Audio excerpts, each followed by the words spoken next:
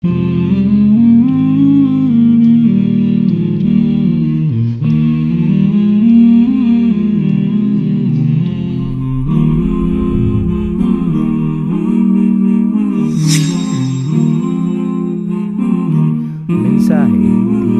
TV.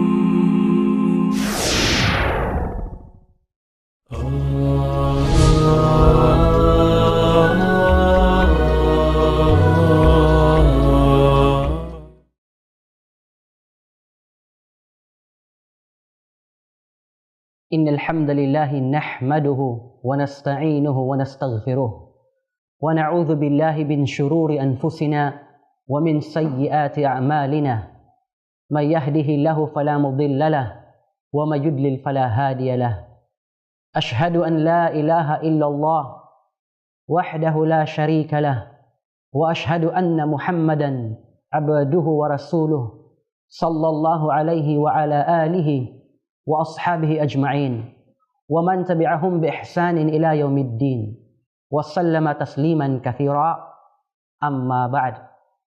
Isang pandaigdigang pagbati ng kapayapaan para sa lahat.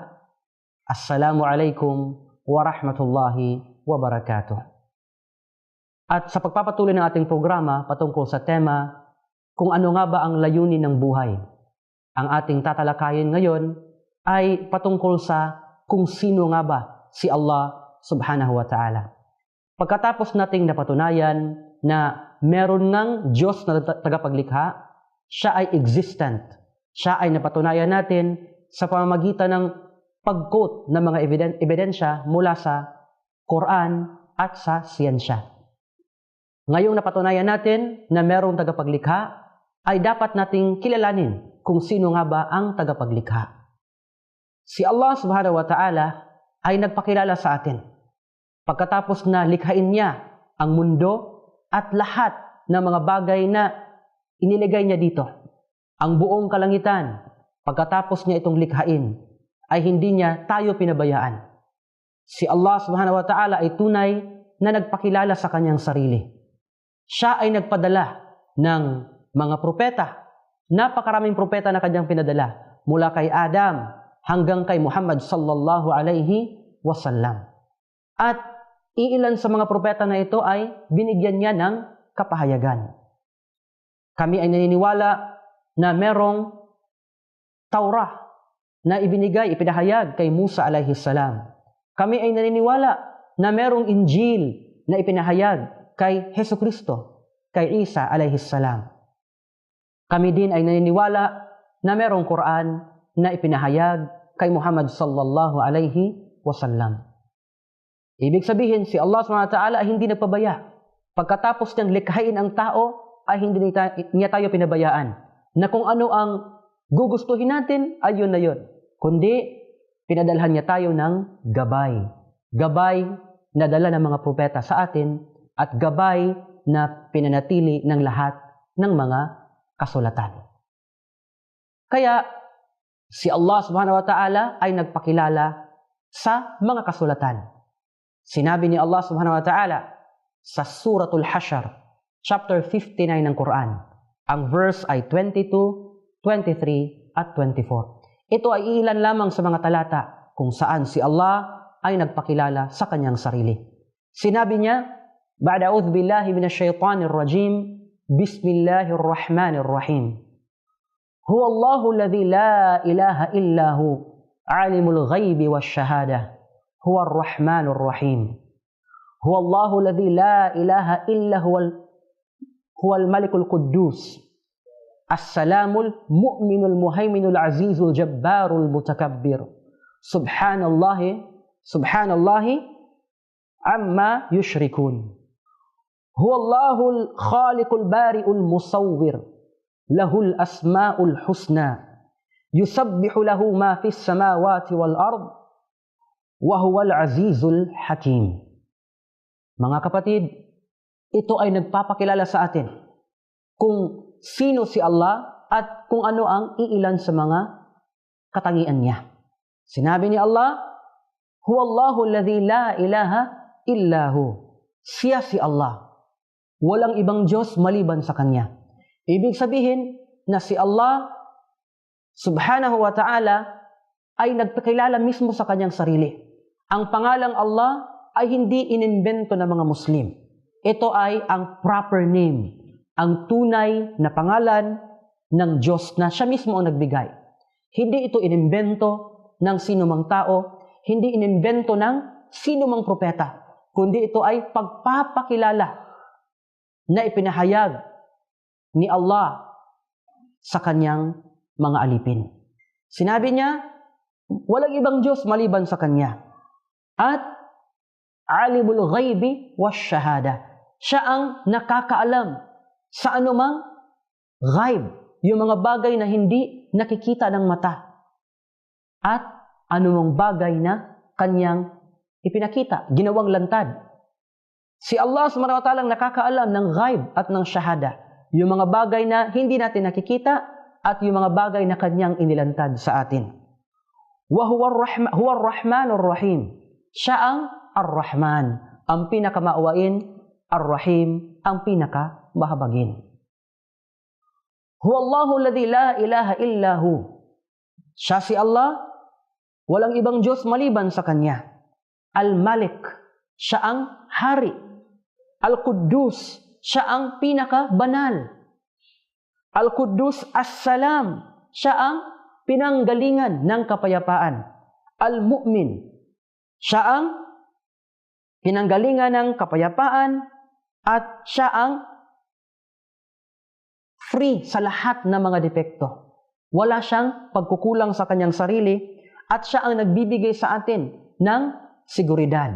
Siya ang nagpoprotekta sa atin at siya ang tagapagbantay sa lahat ng kanyang mga nilikha. Ito ay iilan lamang sa mga pagpapakilala ni Allah. Siya ay Al-Aziz. Siya ang pinaka-mighty, pinaka-makapangyarihan sa lahat, pinaka-mataas sa lahat. At sinabi ni Allah subhanahu wa ta'ala na subhanallahi amma yushrikun. Subhanallah. Kaluwalhatian para kay Allah. Siya ay mas mataas sa anumang iniuugnay sa Kanya. Yung tinatambal sa Kanya. Sinabi ni Allah SWT sa Quran, Huwalahul Khaliq. Siya si Allah ang tagapaglikha ng lahat ng bagay. Al-Bari, ang nag-imbento ng lahat ng bagay.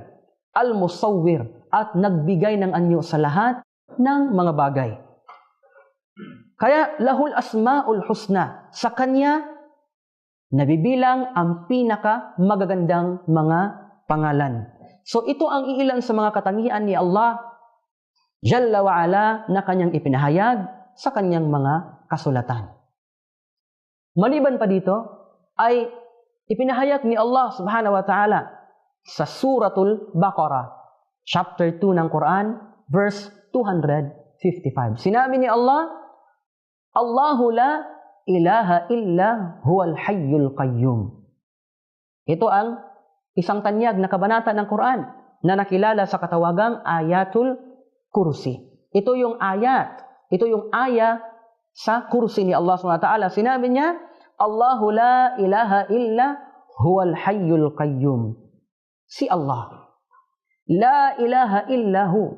Walang ibang Diyos na karapat-dapat sambahin maliban lamang sa Kanya. Al-Hayy, Al-Qayyum. Anong ibig sabihin ng Al-Hayy, Al-Qayyum? Ibig sabihin, ang Al-Hayy, siya ang ever-living, ang nabubuhay ng walang katapusan.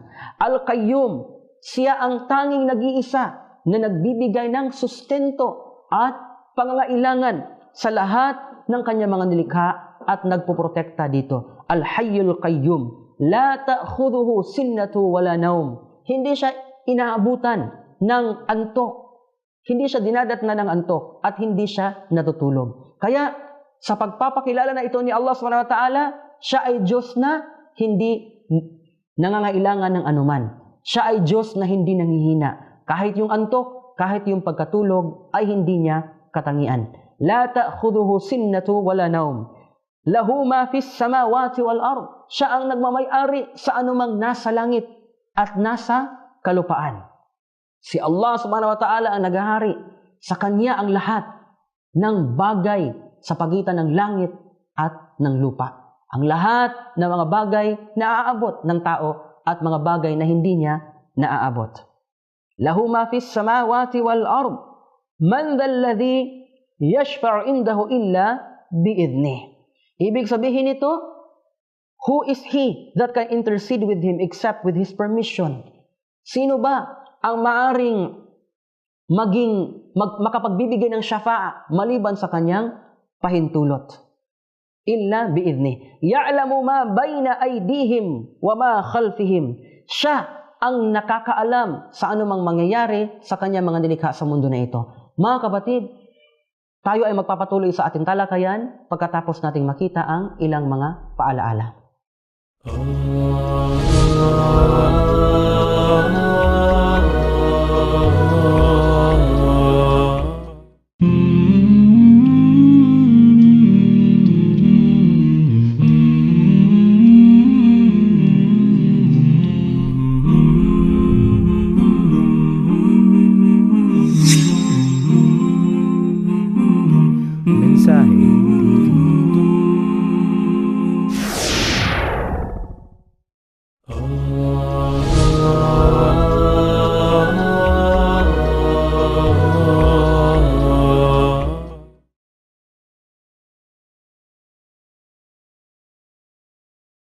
Mga kapatid, tayo ay muli nagbabalik sa ating talakayan patungkol sa sino nga ba si Allah subhanahu wa ta'ala.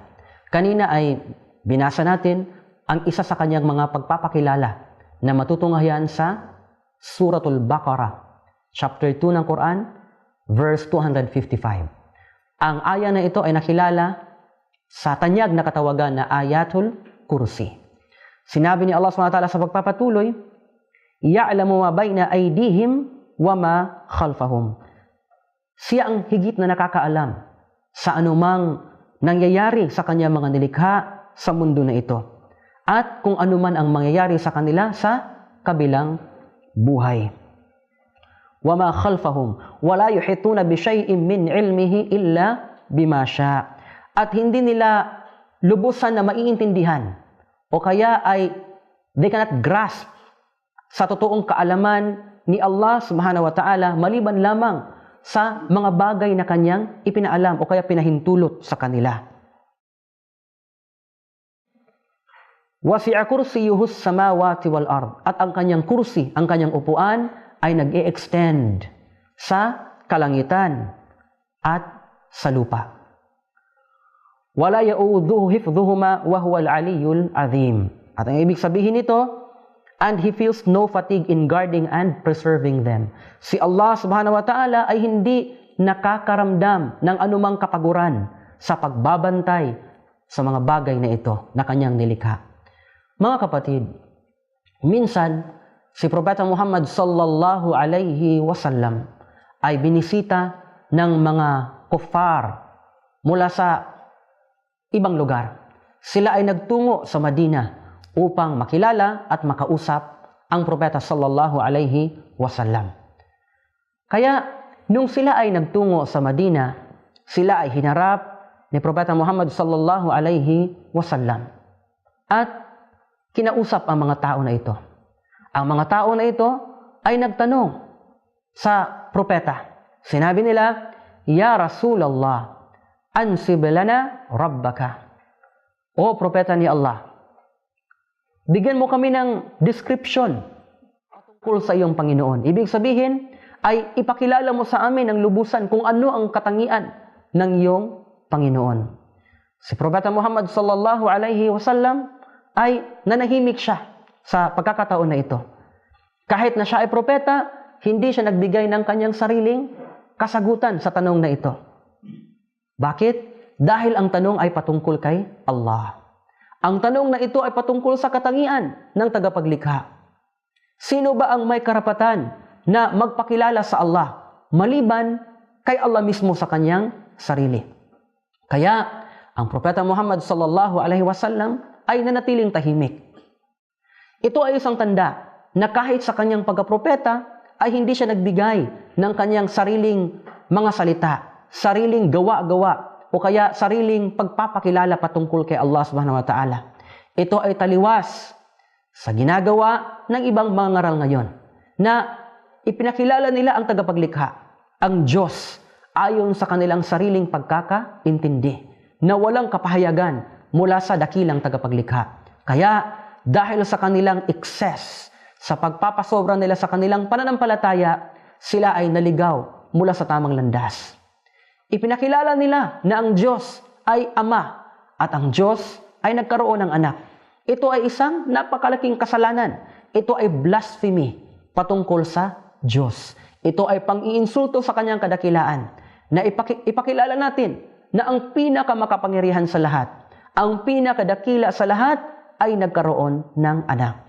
Kaya dahil sa kanilang pagpapakilala na si Allah ay ganito at ganyan na ayon sa kanilang sarili, na wala silang karapatan, sila ay naligaw.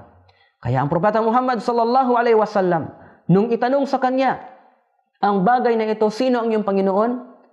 Hindi siya sumagot maliban na lamang na dumating si Jibril alaihi salam. Si Jibril ay ang anghel ng kapahayagan. Siya ang inatasan ni Allah Jalla wa Ala na magbigay ng kanyang mensahe, magpaabot ng kanyang mensahe sa mga propeta.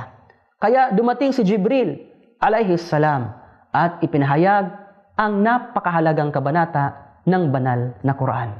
Sinabi ni Allah, "Qul," sabihin mo o Muhammad, "Huwallahu ahad." Sabihin mo o Muhammad, siya si Allah, ang tanging nag-iisa. Allahus Samad. Pangalawang talata, lam yalid walam yulad. Pangatlong talata mula sa banal na Quran. At pang-apat, walam yakul lahu kufuwan ahad. Ang ibig sabihin nito ay napakaiksi. Ito ay isa sa mga pinakamaiksing sura sa banal na Quran. Ito ay isang sura na meron lamang 4 na ayat, 4 na bersikulo. Ngunit ayon sa ating mga ulama, mga pantas ng Islam, ito ay ang backbone ng Islamic theology. Ano ang ibig sabihin nito? Ang lahat ng konsepto at pagkakilala at paniniwala patungkol sa Diyos ay naayon, cover sa 4 na bersikulo na ito. Sino mang lumabas sa 4 na ito ay naligaw. Alinman sa 4 na ito, ang mawala, tunay na ang tao ay hindi niya nakilala ang kanyang Panginoon. Sinabi ni Allah subhanahu wa ta'ala, "Qul," sabihin mo o Muhammad, sagutin mo sila, "Huwallahu ahad." Siya lamang si Allah, ang ahad, ang tanging nag-iisa. Pag sinabi natin nag-iisa si Allah, ibig sabihin wala ng ibang Diyos maliban sa Kanya. At wala siyang katulad. Siya ay unique sa kanyang sarili. Ang Arabic ng number 1, sa Arabic ito ay wahid. Sinabi ng mga ulama na nagbibigay ng kahulugan sa Quran, ang kaibahan ng wahid, which is number 1, at ang ahad ay napakalaki. Hindi sinabi ni Allah, "Qul huwallahu wahid," na siya ay number 1. Bakit? Dahil kung siya ay wahid, maaring merong ithnan. Meron pang pangalawa sa kanya. At meron pang pangatlo at kasunod sa kanya at marami pa. Siya ay ahad. Ang ibig sabihin ng ahad, siya ay unique sa kanyang sarili. Siya lamang ang tanging nag-iisa at wala siyang katambal, wala siyang kapantay, wala nang una sa kanya at wala nang kasunod sa kanya. Kaya si Allah ay ahad. Ang aya na ito ang nagpapatunay na si Allah ay nag-iisa at hindi siya napabilang sa Trinity. Hindi siya iisang Diyos na naging 3. O kaya ay 3 Diyos na naging isa. Ito lamang, ang talata na ito, ang malinaw na nagsasabi sa atin na siya ay nag-iisa at wala siyang katambal, wala siyang kahalintulad. Kaya, sino mang tao na lumapit sa atin, sasabihin niya ang Diyos ay marami, katotohanan na ang tao na ito ay naligaw ng tamang landas. Ito ang dapat na pinakauna nating tandaan, na ang Diyos ay tanging nag-iisa lamang. Kahit pa yung mga sumasamba ng bato, sumasamba ng mga gawa ng tao, o kaya sumasamba sa mga hayop, pag sila ay nangangailangan, Sa oras ng pangangailangan, iisang Diyos ang kanilang tinatawag. Lumalabas ang kanilang natural na pagkakalikha. Ang isang Amerikano, pag siya ay naslide o kaya muntik ng madapa, sasabihin niya, "Oh my God." At hindi siya magsasabi, "Oh my gods." Hindi niya tatawagin ang maraming Diyos. Pag ang isang Pilipino, isang Tagalog, pag malapit siyang mahulog sa hagdanan, ang sasabihin niya, "O Diyos ko," at hindi siya magsasabi, "O mga Diyos ko." Kaya, maski sa natural na reaksyon ng tao, iisang Diyos ang kanyang tinatawag. Hindi siya tumatawag sa maraming Diyos. Dahil katotohanan, lumalabas sa kanyang natural na pagkakalikha ang pagsamba sa tanging nag-iisang Diyos. Mga kapatid, ating ipagpapatuloy ang ating talakayan pagkatapos ng iilang mga paalaala.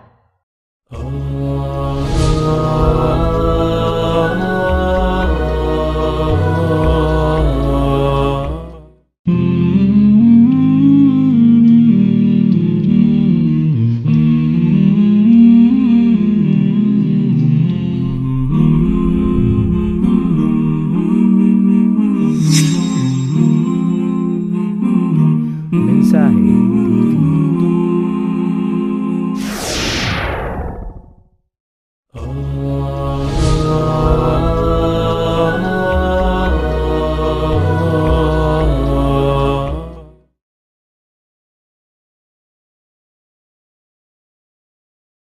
Mga kapatid, tayo ay muli nagbabalik sa ating programa, sa ating talakayan patungkol sa sino nga ba si Allah subhanahu wa ta'ala. Ating nabanggit kanina na si Allah ay ahad. Siya ay tanging nag-iisa at wala siyang katambal. Siya lamang ang tanging Diyos na karapat-dapat nating sambahin. Ngayon sa pangalawang talata, sinabi ni Allah subhanahu wa ta'ala. Sinabi niya, Allahu Samad.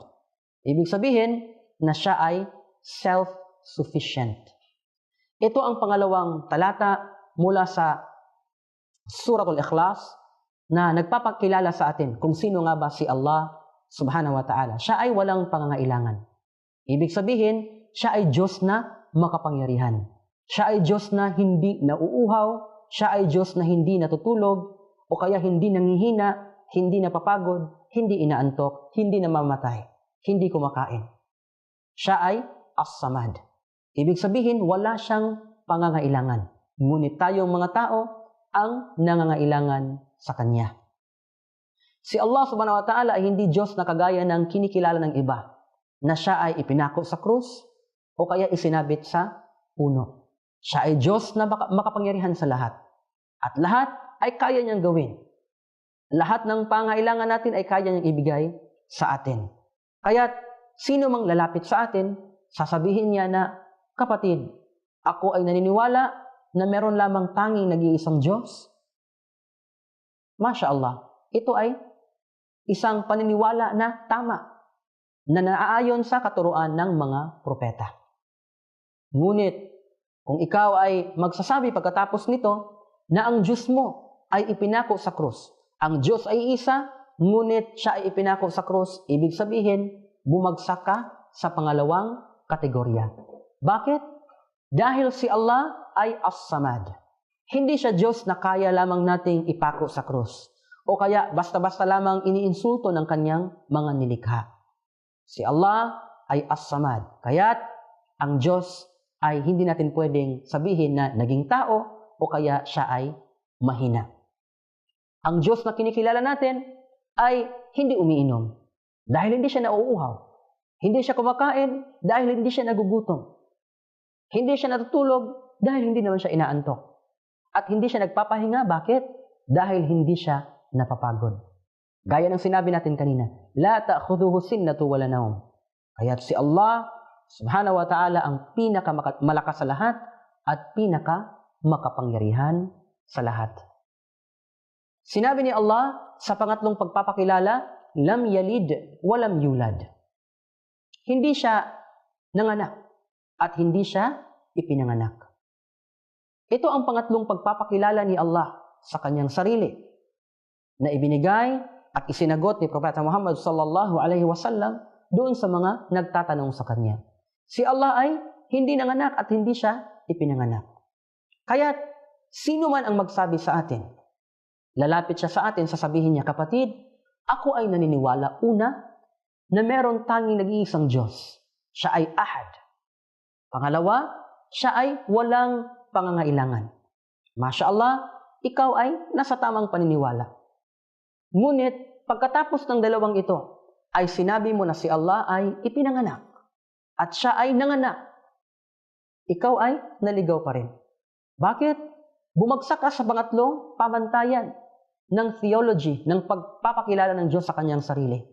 Dahil si Allah ay hindi siya ipinanganak. Sino mang ipinanganak ay hindi si Allah. At hindi siya nanganak. Pag ang iisang Diyos mo ay nagtanging nag-iisa, wala siyang pangailangan, ngunit siya ay nanggaling sa isang lugar, gaya ng mga Diyos ng ilang mga sekta. Sabihin natin yung kilalang sekta ng PBCM, Philippine Benevolent Christian Missionary, na naniniwala sila na ang kanilang Diyos ay si Tomas Eugenio, na ipinanganak somewhere sa Mindanao. Ito ay isang kalokohan at ito ay isang pagtatambal kay Allah. Dahil ang Diyos mo ay nanggaling somewhere in Mindanao, ibig sabihin meron siyang nanay at meron siyang tatay, hindi siya Diyos. Bakit? Ang Diyos ay hindi nanganganak. Kasi kung ang Diyos ay manganganak, magiging marami ang Diyos. Kasi kung ang Diyos ay manganganak, tiyak na ang kanyang anak ay Diyos din. Gaya ng kung ang manok ay manganganak, ito ay manok din. Hindi ka pa nakakita ng isang kalabaw na nanganak ng isang bibi. Kaya, kung ang Diyos ay manganganak, ang kanyang anak ay Diyos din, dalawa na sila at nasira na ang sinabi natin siya ay ahad. Kaya si Allah ay hindi maaring manganak. Bakit? Ito ay nagpapatunay. Yung kanyang pagsabi na lam yalid walam yulad, ito ay nagpapatunay na ang Diyos ay walang simula at walang katapusan. Wala siyang mga kalahi, wala siyang genealogy, wala siyang lolo at lola, wala siyang nanay at tatay, at higit sa lahat, wala siyang anak. Sino mang magsabi na ang Diyos ay nagkaanak, siya ay naligaw mula sa tamang landas. Pangapat, na pagpapakilala ni Allah sa kanyang sarili, walam yakul lahu kufuwan ahad. Ang ibig sabihin nito, walang maihahalin tulad sa kanya o kaya maaring ipantay sa kanya dahil siya ay ahad, siya ay unique. Ibig sabihin, mga kapatid, mga minamahal naming taga-subaybay, si Allah subhanahu wa ta'ala ay unique sa kanyang sarili. Hindi siya ang Diyos na kagaya ng Diyos ng ibang tao na kaya mong gawa ng ribulto ang kanyang mukha. Hindi siya Diyos na kaya mong i-drawing o kaya ipinta ang kanyang anyo. Hindi siya Diyos na kaya mong kunan ng picture. O kaya yung kanyang itsura ay kaya mong ukitin sa kahoy. Si Allah subhanahu wa ta'ala ay hindi Diyos na kayang abutin ng ating mga pag-iisip. Na anumang maiisip mo na mukha niya, ay yun siya. Subhanallah. Mga kapatid, si Allah subhanahu wa ta'ala ay hindi siya Diyos na kayang abutin ng iyong kamay, i-drawing na iyong kamay. Kaya't ang araw, ang buwan, ang mga bituin, anumang naabot na iyong mata, ay hindi sila ang karapat-dapat sambahin. Hindi sila si Allah subhanahu wa ta'ala. Si Allah ay nagsabi sa banal na Quran, La tasjudu lisyamsi wala lilkamari. Wasjudu lillahi alladhi khalaqahun. Huwag kayong magpatira pa o kaya sumamba sa Syams, sa araw, wala lilkamar at sa buwan. Ngunit kayo ay magpatira pa lamang o kaya sumamba sa Allah na siya ang lumikha sa dalawang ito. Kaya mga kapatid, anumang naabot ng ating mga mata, uulitin ko, ay hindi yan si Allah. Ito ay mga nilikha lamang ni Allah subhanahu wa ta'ala. Dahil si Allah, siya ang Diyos na walang katulad. Sino mang tao na lumapit sa atin, sasabihin niya na ako ay naniniwala na si Allah ay iisa. Ako ay naniniwala na siya ay as-samad, walang pangailangan. Hindi siya umiinom, hindi siya nangihina, hindi siya natutulog. Pangatlo, hindi siya ipinanganak at hindi siya ipinanganak. Ngunit, bumagsak sa pang-apat. Dahil sinabi niya na ang Diyos ko ay kapareho ko ng itsura. Meron siyang ilong na kagaya ng tao. Meron siyang mata na kagaya ng tao. Meron siyang mga katawan, bahagi ng katawan na kagaya ng tao. Bumagsak siya sa pang-apat na criteria. Bumagsak siya dito. Dahil si Allah, meron siyang mata. Kami ay naniniwala dito, ngunit ang kanyang mata ay hindi pwedeng ikumpara sa mata ng kanyang mga nilikha. Ang kanyang mata ay unique lamang sa kanya, na naaayon sa kanyang kadakilaan. Naniniwala kami na si Allah ay merong mukha, pero ang kanyang mukha at ang kanyang anyo ay hindi kagaya ng anyo ng kanyang mga nilikha. Naniniwala kami na meron siyang paa, ngunit maraming uri ng paa. Merong paa ng kabayo, merong paa ng kamelyo, merong paa ng tao, merong paa ng aso. Ngunit ang paa ni Allah Subhanahu wa ta'ala ay hindi kagaya, hindi pwedeng ikumpara sa anumang bagay na kanyang nilikha. Mga kapatid, ang Diyos na sinasamba ng mga Muslim, walang ibang Diyos na karapat-dapat sambahin maliban lamang sa Kanya. Siya ay malinaw na nagpakilala sa atin sa Kanyang mga katangian. Susunod sa episode na ito, inshallah, abangan ninyo dahil ating tatalakayin ang katangian ni Allah Subhanahu wa ta'ala, yung iisang katangian niya na bilang tagapaglikha.